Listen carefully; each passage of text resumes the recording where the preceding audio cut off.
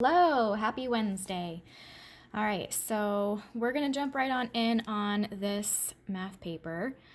This is my computer screen, so I can't write directly on it. That would be kind of a problem. So I'm gonna be walking through these problems on, what is this page? 215 and 216 along with you guys. I can't write the answers, but you write the answers on your page as we are going through it together. So let's go ahead and get started. So this first problem says that Steve made 9 3/6 cups of pancake batter on a weekend camping trip. He used 3 4/6 cups of batter for breakfast on Saturday. Okay, so we've got our mixed numbers. Remember, a mixed number is a number that has a whole number plus a fraction with it. All right, so this tells me that I have 9 wholes and then I have part of another whole. So technically, if I were drawing shapes, I would have to draw 10 of them to show that 9 of them are complete. And then I have 3/6 of the last one. So that's a little bit different. Now, when we start looking at these problems down here, it says write each mixed number as a fraction greater than 1. That's a way that iReady has never phrased that question before.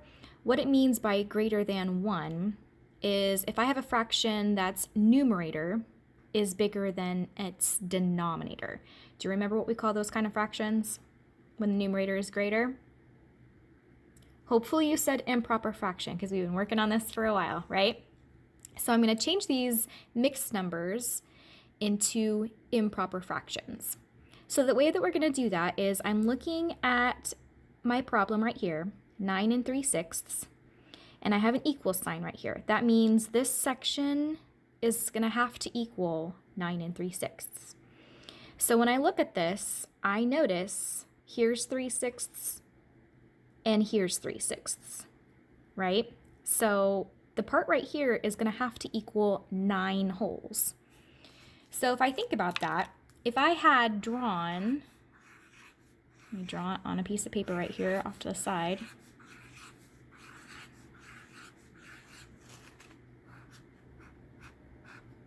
Okay, it's not a terribly beautiful drawing, and my sixths are not too great.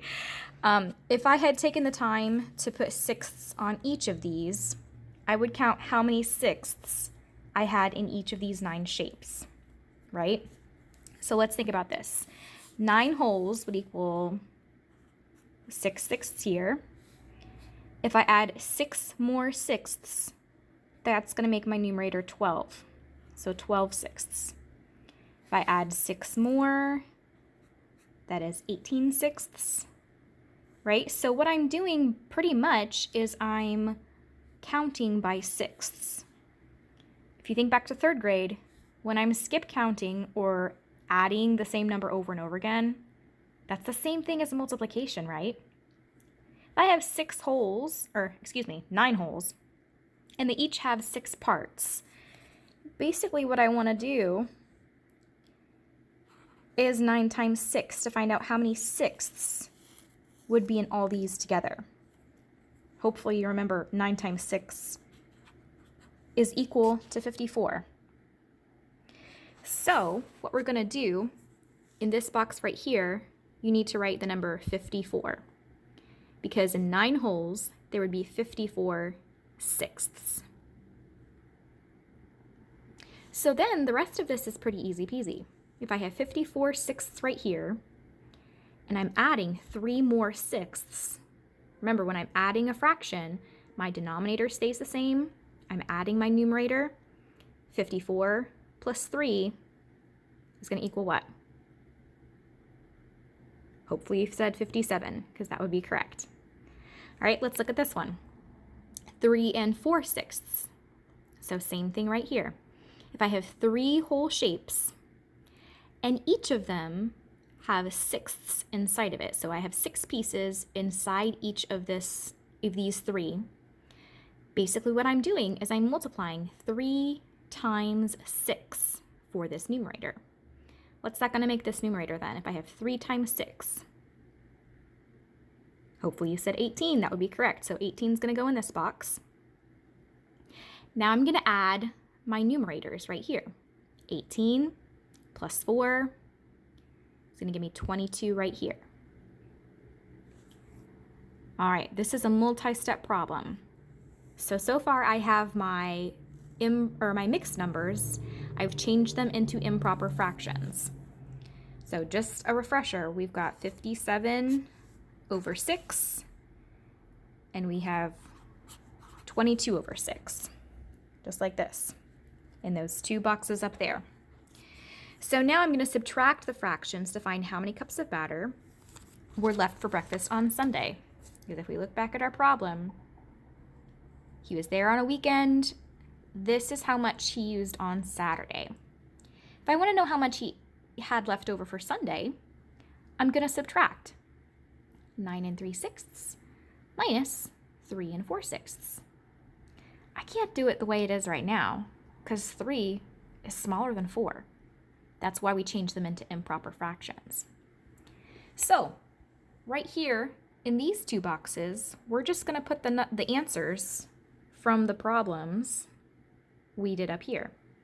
So here's my improper fraction, 57/6. Here's my improper fraction from up here. So this one is 22/6. And then I'm going to subtract 57 minus 22. And then in this box will be your difference, whatever you found for 57 minus 22. I'm going to let you find the answer on that one because I think you guys can do that by yourself. Give you just a second. Don't forget, you can also pause the video if I'm going too fast for you. You can always rewind it. This is a YouTube video. It's embedded in your s'more lesson, but you can always pause or rewind if you need to re-listen to something. Now, down here, we're writing the difference as a mixed number. So this is whatever answer you found right here, whatever 57 minus 22 was. I'm going to go ahead and give you the answer now. Hopefully you found it. Your answer right here is going to have to be 35 because that is the difference between 57 and 22. Now, 35 over 6 is an improper fraction. And I want it to be a mixed number, right? Because improper, we don't really like that. So, do you remember what we talked about in class on Monday? When I have an improper fraction, it's kind of like I'm doing division. That fraction bar is kind of the same thing as division. So, we'll divide 35 by 6. And if I think about it, 35, what times 6 is the closest I can get to 35 without going over? Well, I know 6 times 5 is 30. 6 times 6 is 36. So that would be too big. So 6 times 5 is going to be my whole number because 6 times 5 is 30. I already know 6 is going to be my denominator because that does not change. It has to stay the same. And the way I find my numerator, 6 times 5 is 30, and I'm trying to get to 35, remember. So what I would do, if I were writing it like this, this becomes your numerator,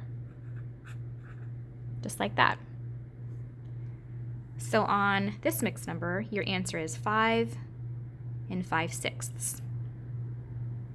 Down here, it's been a long time since we've done the opposite to check our answer. But what I can do is I can add 3 4/6. That's how much pancake batter he used on Saturday. And I can add 5 5/6, which is my answer from up here. And hopefully I get 9 3/6. So let's check our work. All right, remember I can't write on my computer screen, so I have to awkwardly switch to my notebook page. Now, remember, I put mine up and down. If you want to do your side to side, it really doesn't matter. I'm adding my numerators with each other. So 4 plus 5, we know is 9. My denominator stays the same. I'm going to add my whole numbers Uh-oh. Well, that's not 9 3/6. Oh, but look. I have an improper fraction right here. If I take out 6/6, I know that's the same thing as 1 whole. Oh, look, I can put my 1 whole with my 8. That does give me 9. When I take 6 away from this 9, it leaves me with 9/6. Ah, good. So my answer is correct, because that's what I was trying to match with, checking my work. Okay, moving right along. Which of the following has the same value, or is equal to, 7 5/6 minus 2 3/6? Says circle all that apply. Ooh, that tells me I'm going to have more than one right answer. Okay. 7 5/6 minus 2 3/6. I'm subtracting right here. That means I'm going to subtract my whole numbers, and then I'm subtracting my fractions. So if I think about this, let's write it over here. 7 plus 5/6. Whoops, not plus. Ooh, crazy misprintable. Minus 2 plus 3/6, right? Because I can separate them out. So if I put my whole numbers together, 7 minus 2, what's that going to give me? 5. When I subtract my fractions, 5 minus 3 is going to give me 2/6. So my difference is 5 2/6. That's what I'm going to be looking for up here. Okay, letter A says 10 2/6. That looks a lot bigger than 5 2/6. I think maybe they accidentally added something. A is not a correct answer. B, 47/6 minus 15/6. So this one, they possibly made these mixed numbers into improper fractions, like we did on the last page. So, remember we showed this in class on Monday. When I'm doing this, changing a mixed number to an improper fraction, what I can do is I'm multiplying my denominator times my whole number, and I'm adding my numerator. That's what we did up top. They just broke it down a little bit for us. 6 times 7 is 42. If I add 5, that gives me 47. 47/6. Ooh, I like that. That matches. Let's check this one. 6 times 2, that is 12. If I add 3 more, 15. Ah, it matches. So letter B is a correct answer. Let's take a look at C. 7 minus 2, check. That would be my whole numbers. Plus 5/6 minus 3/6. Yeah, that is also a correct answer. The reason we have a plus sign right here is because this is really 7 plus 5/6, and this is 2 plus 3/6. My plus sign is there because I separated my whole numbers and my fractions. When I put them back together, my answer would still be the same. All right, last but not least, 5 2/6.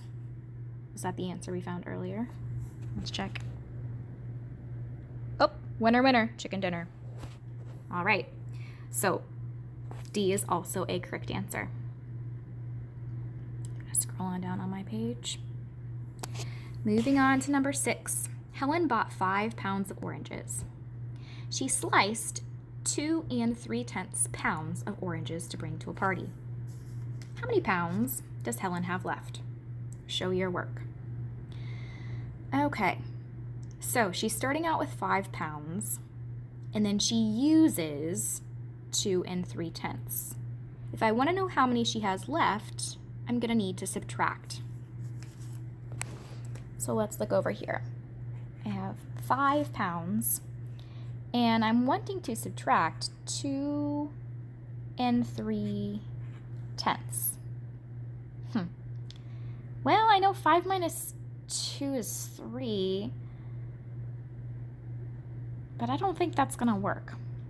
right? Because I don't have a fraction up here to subtract this part. If I change this, I'm going to cross it out. I know that this is the same thing as if I were to draw a picture. If we were at school, I would draw this on the board. I could have 5 holes, right? And I could see how many tenths. Each one would have tenths inside of it, right? What I'm going to do is I'm going to take one of these holes, and it's going to leave me with 4. That one hole that I am taking, this is the same thing as when I'm subtracting, and we call it borrowing or regrouping. I'm taking this one hole, and we know that one hole is equal to the fraction 10 tenths. Now I can subtract. This is much easier. I take my numerators, and I subtract right on down. 10 minus 3 is 7. 4 minus 2 is 2. All right, that's how many pounds of oranges that Helen has left. Be sure that you show this work on your page, friends. All right. Okay, yep, this is our last problem. Number 7. Kira reasoned that 6 1/4 minus 2 3/4 equals 4 2/4. Because the difference between 6 and 2 is 4, and the difference between 1/4 and 3/4 is 2/4. Is Kira's reasoning correct? Explain why or why not. Okay, let's think about this. 6 and 2, when I subtract 6 minus 2, that does equal 4. Okay, so far her reasoning is correct. But let's look at these fractions, right? If I have 1/4 and 3/4, my 1/4 comes first. Can I subtract 3 from 1? Nope, I can't do that. So this is where Kira's reasoning is not correct. When we write our answer, I will write it over here. Since I can't write on my screen, you can write it on your paper. Don't forget, we're going to use our race response answers. No. Kira's reasoning isn't correct.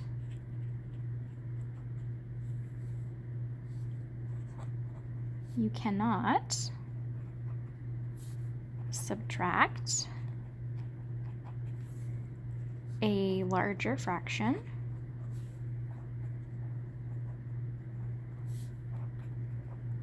from a smaller fraction.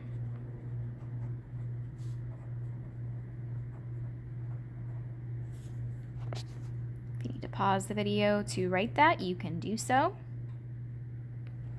Okay, because 1/4 is smaller than 3/4. If I have 1/4 of a sandwich, I cannot give away 3/4. That's not going to work. Okay, don't forget, if you at any point needed to pause or rewind, you can do so. This will be available all week for you to help you with your work. I hope you guys have a great rest of your Wednesday. Bye.